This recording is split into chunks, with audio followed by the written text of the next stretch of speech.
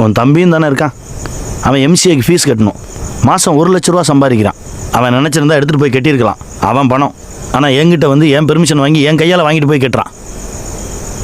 அது மரியாதை. அவன் புள்ள. இப்போ எதுக்கு என்ன அவனையும் கம்பேர் பண்ணுறீங்க? அவனுக்கு பண்ண எது எனக்கு பண்ணீங்க? அவனை மட்டும் சென்ட் ஜான்ஸில் படிக்க வச்சிங்க, என்னை ராமகிருஷ்ணா மிஷனில் படிக்க வச்சிங்க. இன்டர்வியூவில் வந்து பாருங்க 4 வார்த்தை சேர்ந்தா மாதிரி இங்கிலீஷ் பேச எவ்வளோ கஷ்டப்படுறேன்னு. வேலை கிடைக்கலன்னா எப்படி கிடைக்கும்? என்னால் ஒரு ப்ரெசன்டேஷன் கூட ஒழுங்காக பண்ண முடியல. அப்போ என்கிட்ட அவ்வளோதான் இப்போ வசதி இருந்துச்சு.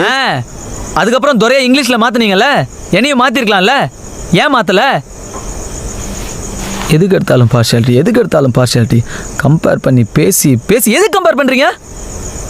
பேரில் கூட அவருக்கு மட்டும் ஹீரோ பேர் கார்த்திக், எனக்கு மட்டும் வில்லன் பேர் ரகுவரன். அப்படி அவர் தான் சூப்பர் ஸ்பெஷல்னா நேராக அவரே பெற்றுக்க வேண்டியதானே? என்ன ஏன் பெற்றீங்க? என்னப்பா பண்ணுறது? முதல்ல நீ தான் பிறந்த, அதுக்கப்புறம் தான் அவன் பிறந்தான்.